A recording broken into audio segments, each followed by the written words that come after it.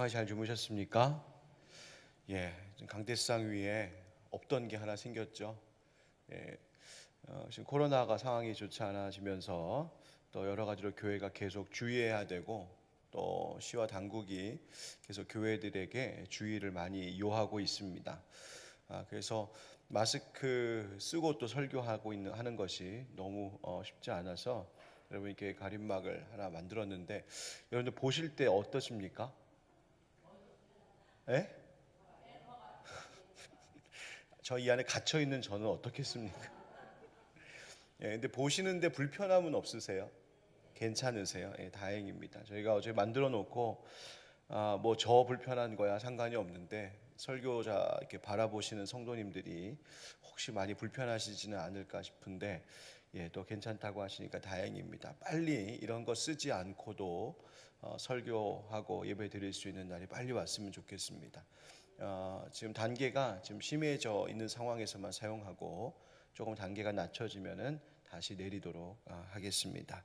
오늘도 환경과 형편 어떤 상황과도 상관없이 오늘 우리 가운데 함께 하시고 은혜 베풀어 주시는 하나님으로 인하여서 기뻐하고 소망 잃지 않는 우리가 되기를 주의 이름으로 축원드립니다. 오늘 함께 나눈 말씀 예레미야 애가 4장의 말씀. 이 말씀 역시 다른 장의 시와 마찬가지로 유대 백성들의 슬픔을 노래하고 있습니다. 특별히 바벨론이 예루살렘을 멸망시키고 또 포위당하고 무너진 그 예루살렘 성읍에 남아있는 자들이 겪는 그 큰 고통을 울부짖고 있는 내용이 바로 예레미야 애가 4장입니다.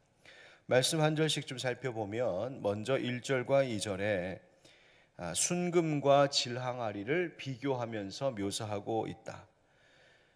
바로 이 점입니다. 여러분, 시온의 아들들, 그 예루살렘의 백성들과 지도자들을 이야기하는 것으로 볼 수 있는데 마치 그들이 순금과 같았다는 것입니다. 여러분, 금은 어떤 성질을 가지고 있습니까? 금은 변질되지 않는 성질을 가진 대표적인 물질입니다. 시온의 백성들과 지도자들이 순금과 같이 절대로 변하지 않을 것이라고 스스로 생각했었는데, 그런데 막상 시온의 멸망을 겪고 나서 보니까 마치 그들이 질항아리와 같이 변했다라고 말하는 겁니다. 이 질항아리처럼 깨지기 쉽고 그 큰 값어치 없이 막 쓰이는 그런 질항아리처럼 그 귀함이 땅에 떨어졌다 말하는 것이죠. 이 성전과 그 백성들이 그 제 가치를 다하지 못하는 것, 그 가치를 잃게 되었다는 것을 말하는 표현이 바로 이 순금과 질항아리를 비교하는 겁니다. 또 이 예루살렘 백성들의 상태가 어떤가 하냐면 3절과 4절에 보니 들깨들과 광야의 타조가 비교되고 있습니다. 들깨들은 적어도 본능적으로 새끼들에게 젖을 먹일 줄 아는데 광야의 타조는 그렇지 않다는 거예요. 여러분, 광야의 타조는 알을 낳자마자 그것을 잊어버리는 아주 우둔한 새여서 이 광야의 타조를 어떻게 말하고 있는 거냐면 그 가장 인간의 본능적인 이 모성에 마저도 없는 그런 동물로 여겨지는 새가 바로 이 광야의 타조입니다. 그런데 왜 예루살렘 백성들이 지금 그런 타조와 같다고 지금 말하고 있는 것일까? 이 예루살렘에게 닥친 그 혹독한 기근으로 인하여서 자녀들을 제대로 먹일 수 없어진 이 유다 백성들을 들깨들은 자기 새끼들에게 젖을 줄지언정 광야의 타조는 자기 새끼도 잊어버린다. 마치 먹을 것 줄 수 없어서 먹일 수 없는 그 어미, 바로 유다 백성들을 비유적으로 표현한 것입니다. 그래서 젖을 먹지 못해 아이들의 혀가 입천장에 붙고 어린 아이가 떡을 구하지만 떡 한 조각 떼어줄 사람이 아무도 없노라고 그렇게 말하고 있습니다.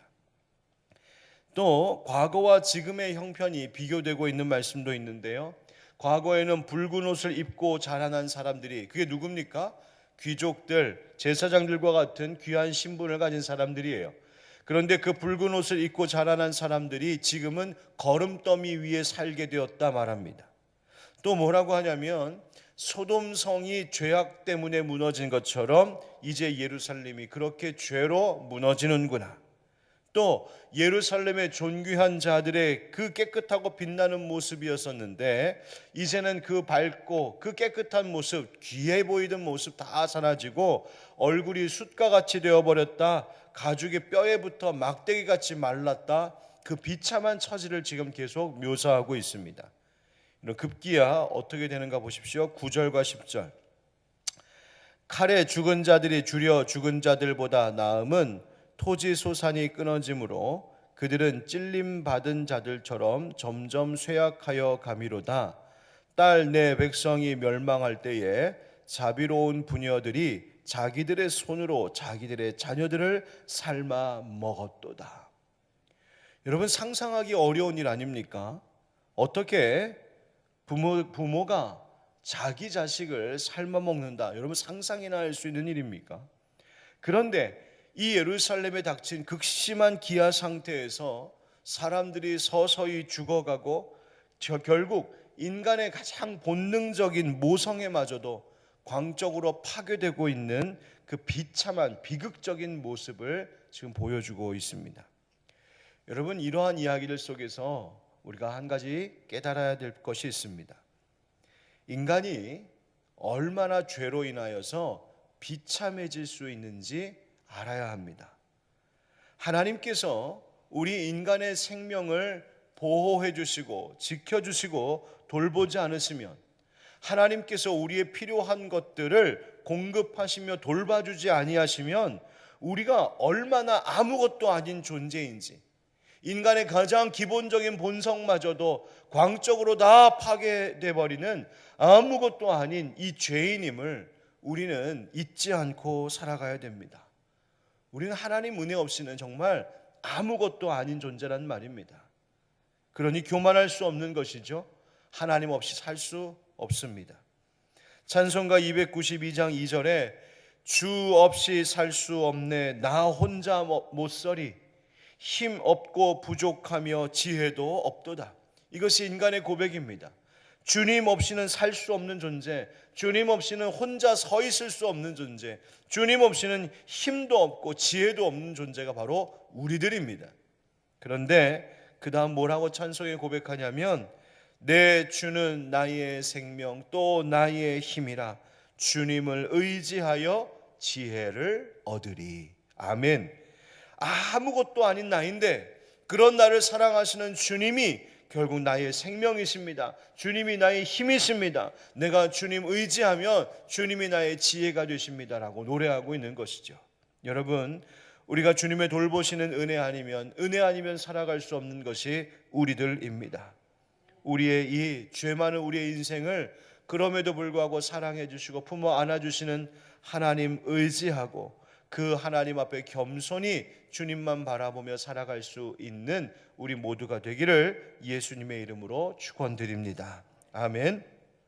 자, 그렇다면 왜 이 예루살렘 백성들이 이처럼 포위를 당하고 멸망하게 되고 이 극심한 고통까지 겪게 되었을까요? 왜 이렇게 하나님께서는 그분의 그 순금과 같던 그 존귀하게 여기시던 예루살렘 백성들에게 질그릇과 같이 되어버리는 그런 극한 고통 가운데 있도록 하셨을까요? 왜 그렇게 하나님 진노하신 것일까? 특별히 예루살렘은 그 당시에 정말 흔들림이 없을, 무너지지 않을 성으로 보았습니다. 하나님께서 세우시고 하나님께서 함께 하시는 곳이라고 믿었습니다. 그곳에 사는 유다 백성들, 예루살렘 사람들만이 아니라 그 유다와 예루살렘을 바라보고 있는 주변의 많은 다른 나라들, 이방 족속들도 그 예루살렘 성에 여호와 하나님이 함께 하심을 보았었습니다. 그런데 그 예루살렘 시온성이 지금 무너졌다, 멸망했다, 이 자체가 엄청난 충격이었어요. 왜 그렇게 되었을까요? 오늘 13절에 그 이유를 말해주고 있습니다. 13절. 그의 선지자들의 죄들과 제사장들의 죄악들 때문이니. 뭐 때문이라고요? 죄악들 때문에. 특별히 하나님께서 세우신 영적 지도자들의 그 죄악이 하나님을 진노하게 했습니다. 성읍 안에서 의인들의 피를 흘린 그 부정한 일 때문에, 그것 때문에 하나님께서 이 범죄한 자들을 다 쫓으시고 돌보지 않으신다고 말씀하시는 거예요. 그러면서도 인간들이 얼마나 어리석은지 17절에 보면 우리가 헛되이 도움을 바람으로 우리의 눈이 상하며 우리를 구원하지 못할 나라를 바라보고 바라보았도다. 이 어려움 중에도 사람들이 이렇게 어려움 가운데 있으면 돌이키고 회개하고 하나님 의지하며 하나님 뜻 따라야 될 것인데, 이런 어려움 중에도 사람들이 쳐다보고 의지한 곳이 무엇이냐면 어디냐면 성경이 표현하기를 우리를 구원하지 못할 나라. 아마 당시 유다 백성들에게는 애굽을 말하는 것일 겁니다. 하나님께서 바벨론을 통하여서 이 예루살렘과 유다를 멸하시고 이제 너희들이 하나님 정하신 기간 동안 그 바벨론의 포로로 가 있어야 한다. 너 거기서 살아야 된다라는 것이 하나님의 뜻이었는데, 예루살렘 백성들, 유다 백성들 끝까지 아니다, 평안하다, 애굽이 우리를 도와줄 수 있을 것이다, 그 애굽 바라봤었습니다. 여러분, 하나님 바라보고 하나님 의지하고 하나님 뜻에 순종하는 길을 택해야 했을 그 사람들이 여전히 나를 구원하지도 못할 그 헛된 것만 바라보고 있었다는 거예요. 마치 지금 우리 이 세상, 이 현대 사회를 살아가는 사람들이 돈과 권세와 사람들의 그 인간적인 힘과 나의 지식과 경험, 나의 재주, 그렇게 절대로 우리를 구원할 수는 없는 것들만 그렇게 쳐다보고 있는 것과 같은 모습입니다. 그것이 인간의 어리석은 죄입니다. 20절 말씀 여러분 한번 같이 읽어보실까요? 20절 시작. 우리의 콧김 곧 여호와께서 기름 부으신 자가 그들의 함정에 빠졌으며 우리가 그를 가리키며 전에 이르기를 우리가 그의 그늘 아래에서 이방인들 중에 살겠다 하던 자로다. 아멘. 자, 이 말씀이 무엇이냐면 여기서 우리의 콧김 곧 여호와께서 기름 부으신 자 이렇게 되어 있습니다. 여호와께서 기름 부으신 자 곧 우리의 콧김, 이 콧김이라고 하는 것은 우리 코의 호흡, 생명, 우리의 생명이라는 것을 말하고 있는 거예요. 그러니까 그만큼 유다 백성들의 생명을 주관할 정도로 중요한 인물로서 기름 부음 받은 자가 있는데, 결국 이것은 이 나라의 왕을 의미합니다. 한 국가의 왕. 그런데 지금 그 왕이 어떻게 되었다고요? 그들의 함정에 빠졌으며. 누구를 말하는 걸까? 바로 유다의 그 마지막 왕 시드기야 왕을 이야기하고 있는 겁니다. 시드기야 왕, 그 왕이 지금 함정에 빠졌다. 여러분 보십시오. 인간 왕을 나의 콧김, 생명처럼 의지하던 이 유다 백성들의 모습이 얼마나 어리석은지 하나님께서 보여주고 계신 것입니다. 이스라엘 왕, 하나님이 세우신, 기름 부어 세우신 이스라엘 왕은 하나님의 이 왕권을 충실하게 대리하여 그 일을 감당할 때에 생명과 같이 중요한 존재가 될 수 있는 것이지만, 왕도 백성들도 자신들을 구원해 주지도 못할 헛된 것들을 바라볼 때에 결국 그것은 아무것도 아닌 그저 함정에 빠지고야 하는 연약한 인간에 불과하다는 것입니다. 자, 그럼에도 불구하고 여기 소망의 메시지가 또 나오는 것은 21절, 22절입니다. 우스 땅에 사는 딸 에돔아 즐거워하며 기뻐하라. 잔이 내게도 이를지니 네가 취하여 벌거벗으리라. 우리 22절 다 같이. 딸 시온아 네 죄악의 형벌이 다하였으니 주께서 다시는 너로 사로잡혀 가지 아니하게 하시리로다. 딸 에돔아 주께서 네 죄악을 벌하시며 네 허물을 드러내시리로다. 아멘. 여기 보면 갑자기 에돔이 나오죠. 왜 갑자기 에돔이 나올까? 이 에돔은 이스라엘 그리고 예루살렘이 멸망하는 것을 옆에서 지켜보면서 야 잘됐다 즐거워하던 다른 이방 모든 나라들을 상징하고 대표적으로 상징하고 있는 겁니다. 그들이 좋아했다는 거예요. 그러나 이제 너희들도 취하여 벌거벗게 되는 날이 올 것이다. 너희들에게도 이 하나님의 심판이 임할 것을 말씀하고 계세요. 그러면서 하나님께서 계획하신 때에 주님께서 딸 시온, 즉 예루살렘 유다 백성들 다시는 사로잡혀 가지 아니하도록 하나님이 건지시고 보호하시겠다 말씀하고 계십니다. 여러분, 오늘 이 본문 속에서 우리가 한 가지 오늘 기도의 제목으로 붙잡고 가야 할 것이 무엇일까요? 이스라엘 백성들이 아까도 설명드렸던 것처럼 자신들의 왕을 귀하게 여겼습니다. 얼만큼 귀하게 여겼냐면 마치 자기의 목숨을 지켜주는, 이어주는 콧김, 숨결, 호흡처럼 자신들의 왕을 여겼습니다. 그래서 자신들의 세운 그 왕의 보호 아래만 있으면 고난도 사라지고 다시 회복되고 평안할 수 있을 것이라고 그렇게 기대했어요. 그런데 그 왕마저도 함정에 빠졌습니다. 숨결이라고, 내 호흡이라고 믿었던 것이 함정에 빠져버렸다는 거예요. 여러분, 우리는 이 말씀을 통하여서 진정한 나의 호흡이 누구인지 다시 깨닫고 고백해야 됩니다. 정말 내 생명을 지켜주는 그 숨결, 그 진정한 왕이 누구인지를 알아야 됩니다. 누구이실까요? 바로 예수 그리스도, 그 기름 부으심 받은 자입니다. 여러분, 예수 그리스도께서 정말 우리의 삶을 지켜주시는 참된 콧김, 참된 호흡이 될 수 있음을 잊지 마시기 바랍니다.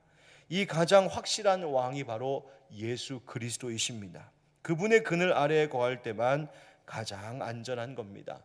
여러분, 이 대림절 우리의 진정한 숨결, 호흡 되시는 우리 예수 그리스도를 우리의 삶 속에 깊이 맞이하시고 그 예수님과 늘 함께하는 우리가 되기를 주의 이름으로 축원드립니다.